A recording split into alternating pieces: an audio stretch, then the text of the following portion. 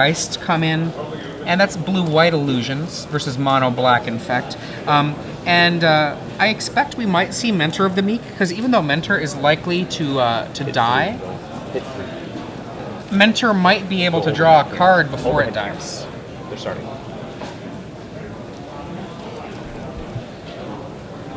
How is Alex doing this year? When it comes to the race. Like look at this. We've got a probe and a already flipped Delver. Delver of Secrets has now Brundle-flied it up and is 3-2 in the air. The hand over there looks like Spellskite, Lashwraith, Whispering Spectre, Swamp. Mm-hmm. Not a great hand for Matt. So bring that up real quick.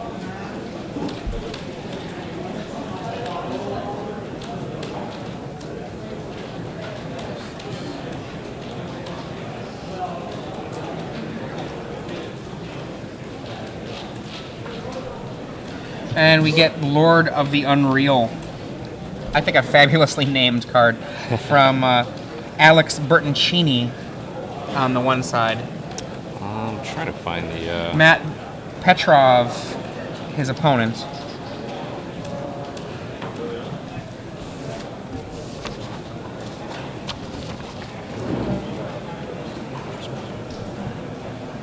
Another Gitaxian probe.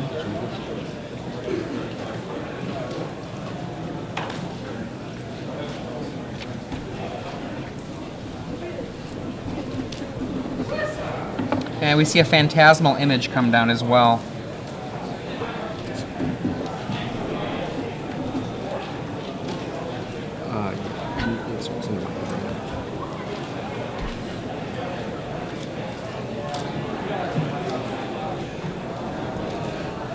So Okay. Matt lays another swamp.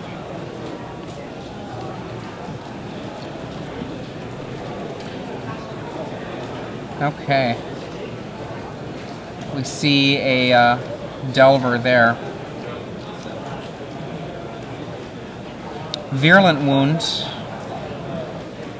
on the Delver.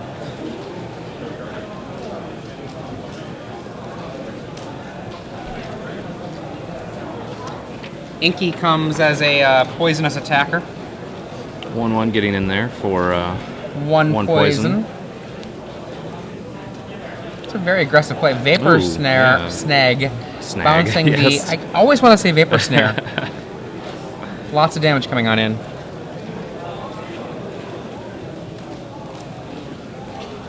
This looks like 9 damage, unless I'm missing something off the bottom there. 3, 2, nope. It looks 9, yeah. Damnation would be a good card to play here if it was legal. Infest would be great. I don't think that card's legal though either. Spellskite is re-dropped.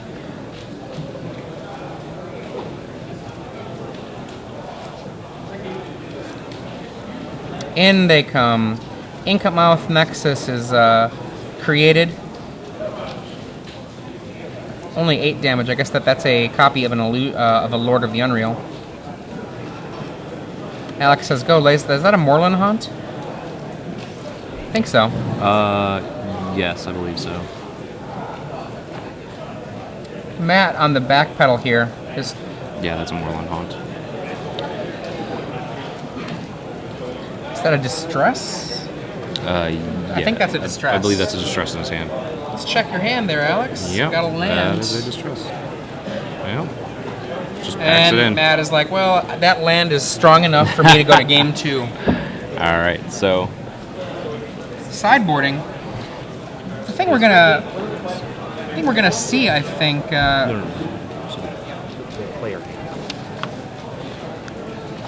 I could see Black Sun Zenith coming in against all of these little illusions. that could be. Yeah, It's a I nice can see that. sweep card. Tumble Magnet actually seems like it's pretty good. Tumble Magnet seems And very good. Curse of Death's Hold. The one of Curse of Death's Hold.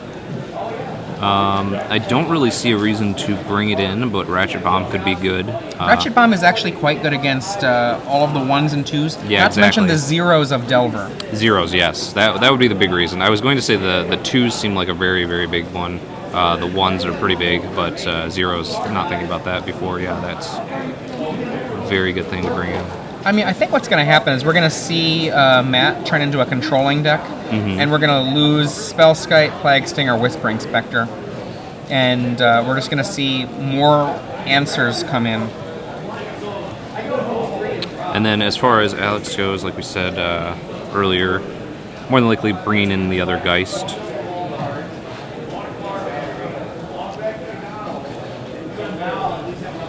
Oh, he also has a 1-up Mentor of the Meek in the sideboard. That's interesting. I think the Mentor comes in, even though it's likely to die, just so that you can build up a card perhaps before it dies. I mean, if you put it down and then drop a bear and then draw a card, yeah, like, that's great. Because you don't have to drop it on turn 3. You can drop it on turn 9. That's very true. And it looks like Alex also has the 1-of Stitch Drake, which has been the mainstay of the more recent version of Todd's list as a 1-of in the main. We got mono black Infect from Matt Petrov. For those of you who are just joining us, he's down a game. Alex Bertoncini is up 1-0 with blue-white illusions. And one of the things that we said at the beginning of this match that would make Matt have the edge was he has just a ton of removal. His hand, as we saw with that turn 2 Gitaxian Probe, though, was completely removal free and actually fairly slow. Yeah. It was probably an okay keep going in blind. Yeah. Just thinking that, oh, well, I'm going to be able to drop a turn 3 Spectre and then a turn 4 Last Writhe, Quip, swing in for a bunch. And it depended on, you know, how many swamps he could get in that time, because he did have at least the 1-of Ink Moth, and then had the second one a little bit later on.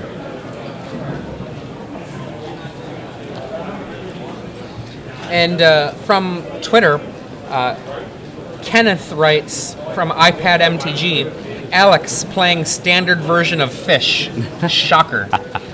You know, honestly, play to your strengths. Yeah, it's very true. If you have a deck that you are very comfortable with and have done well in the past with, a newer, updated version in standard of that similar type of deck, you might as well try it. I don't know if it was Patrick Sullivan's first time at the rodeo when he came around for a Star City Games event and then top baited with mono red. With mono red. But you know, if you're good at it, do it. It might not always work out, but I mean, you were at least going to be able to shortcut a little bit, because you don't have to fully learn the archetype. You can be like, this is just like this other time. Yep. That's why history matters, you know? Like, it's very true. If you can go and look back and be like, this is just like this. And it's never exactly just like whatever, but it can be close enough that you don't have to know as much. Exactly. So one of the reasons that I was actually coming in today to replace Brian is because we wanted to announce a couple things. One of them is that we have a new director on board who today is his first show. That's why there's been a couple small things here and there that we've seen on screen, just learning everything going on. But his name is Jesse, and you might see him around if you come to our opens next year, of which we will be having one pretty much every weekend. The main reason why we brought him on board, because I didn't want to be on the road every single weekend starting next year. So Jesse is here, and also this weekend we're premiering our new feature match tent. One of the big things that we've had a lot of people complain about, a lot of problems with in the past is we've had a lot of people complain about glare, so this is going to help out with the glare problem quite a bit. And as you can see, pretty negligible right now. Okay, we have an opening hand here of Matt with Distress, Crusader, it looks like double Plague Stinger, and is that a Lash Writhe? And Lash Writhe, Inkmouth Nexus. So, I mean, he kept this hand. It can do aggressive stuff, but the problem is, again, no answers. So he's in a pure race situation. Yeah, nothing to take out, so yeah. The bear is a 10-turn clock, and this Stinger is a 10-turn clock. Stinger mixed in with Inkmouth Nexus might be a little bit different, but Alex again has Vapor Snag and things like that. A bunch of answers to it, so he brings a Delver out. So Alex played Probe and then played Probe again to draw out cards. paying the 2 life each time just so that he could play that bear. So Matt swings in for 1 poison. There's a gut shot. Oh, gut shot. Never you mind, poison. Yeah. And we're going to see a Crusader hit the table. Alex, notably on a single island. Flips over probe. Sees the Gataxian probe. 5 damage.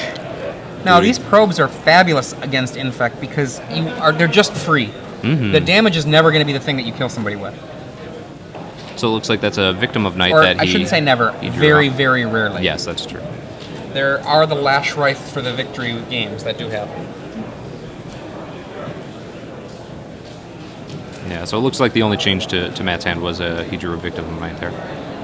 So Alex, the Vapor Snags the Crusader and swings in for 5.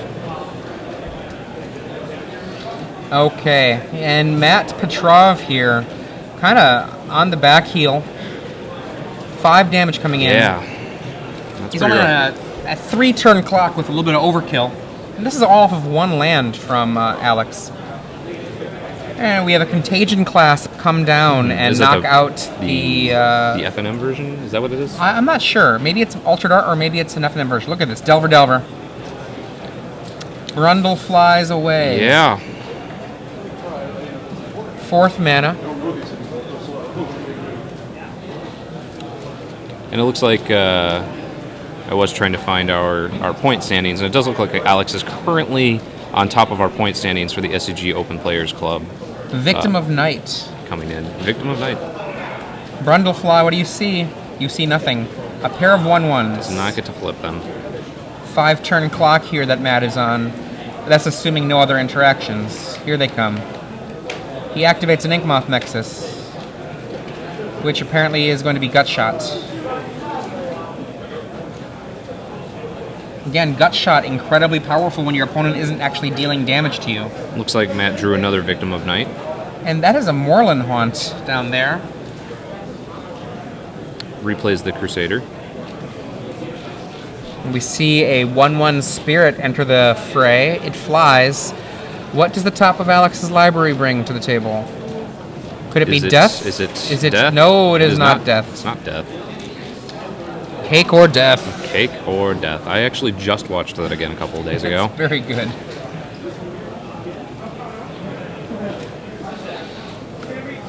The god draw for Matt right now would be a Black Sun Zenith for 1. Ooh. And now Playing Image on Crusader and then playing another bear. Yeah, on 1 would be pretty. Black Sun Zenith? I think he just drew a Death's Hold, but not enough mana by far to cast it.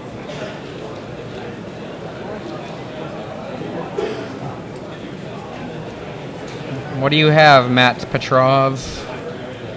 Doesn't look like he might be going for that Plague Stinger that he's got in his hand.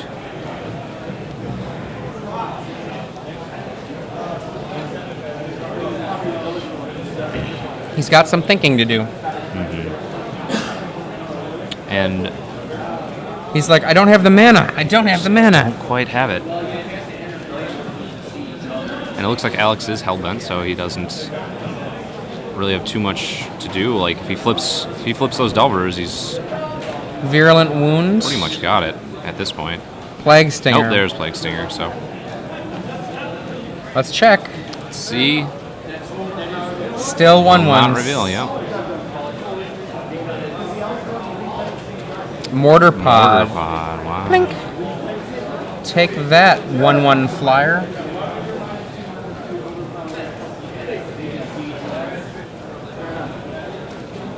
Okay.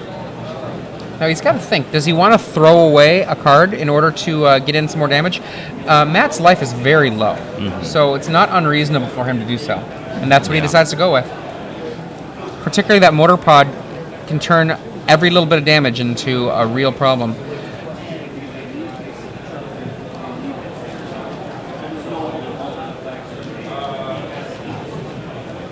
Yeah, it doesn't seem like there's really a reason to hold back at this point.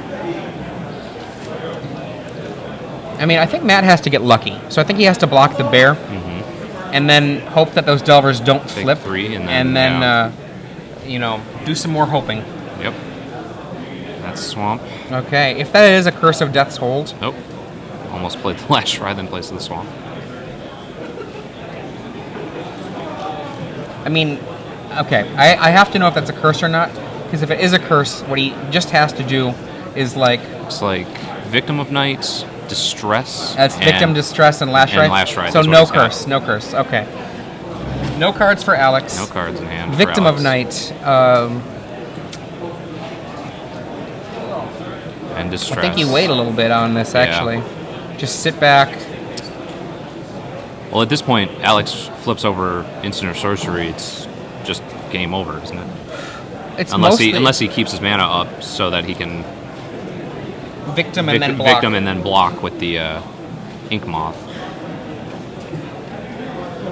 And that would put him at 2.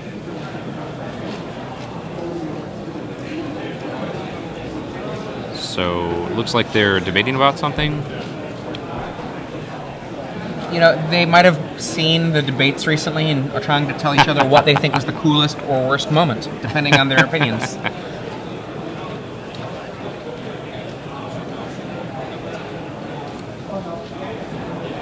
Basically, the choice Matt is making is in between laying Lashwraith or saving back for Victim of Night and Inkmoth Nexus. Alex checks. Still no instant.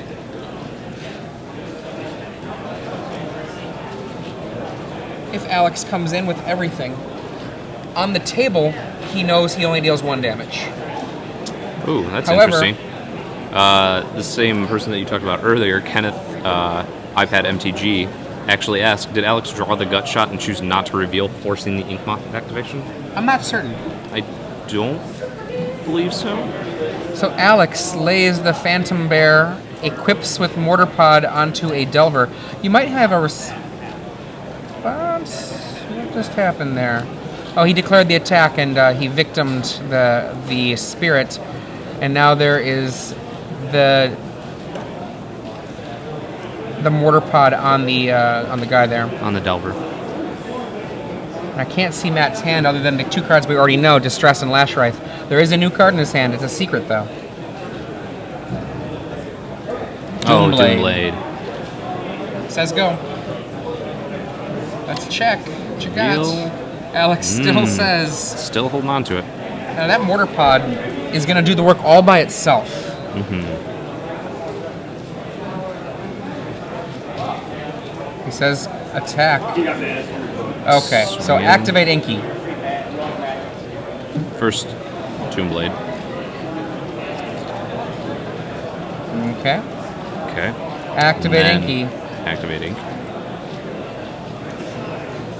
Yep. And toss Inky in front of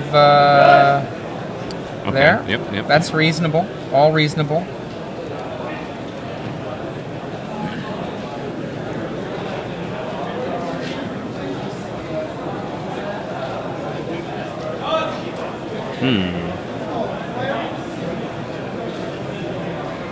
I think, just based on that brief glance I just saw of Alex's hand, I think that might have been a Lord of Illusions. A what? A Lord of Illusions. Interesting. But I only briefly saw the artwork, so... Now, remember, in this game, I believe that Matt has used up 3 Inkmoth Nexus thus far, and Alex started first 3 turns of the game with only 1 mana. Yes. But still had a lot that he actually did. He interacted with the game quite a bit with just that 1 mana because of Phyrexian mana. Good old Phyrexia. Yeah, just some people's problem with it. 2 life now for Matt Petrov, and a Mortar Pod out with Moorland Haunt. There's going to be a large amount of things that Alex can do there. He thinks about making a token now. I don't know that there's any reason to. Casting Lord, is there any reason to? I like making a Haunt better than that. I don't like that play. I think the token's much more valuable at that point. You got a Lashwraith in hand. I mean, even if you get distressed or... Ooh, was that... that looks like a Ratchet Bomb. Ratchet Bomb, yeah. It is a Ratchet Bomb.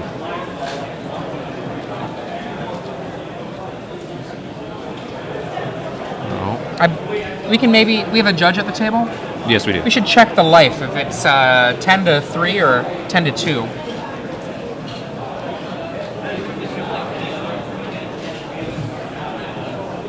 Vapor Snag. Ouch, that is devastating. Wow. If it's 10-2, that's game. That is game. Well, Even if it's 10 to... that's it. If it's 10-3, it's still game. Lose one, swing Right. for 2. Yeah, so Either way, Alex either way. Bertoncini takes game 2 and the match with blue-white illusions. And to answer your question, Alex Varno, in the sideboard, Matt Petrov has 3 Black Sun Zenith, able to actually do a transform almost into a black control deck.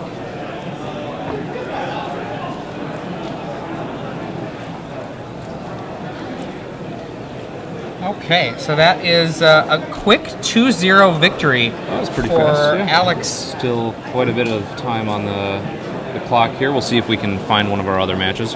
Again, as Adrian did say earlier today, we are in kind of a smaller room. We did not expect quite this much of a turnout, honestly, today for St. Louis. We were quite a few people over what we expected here, and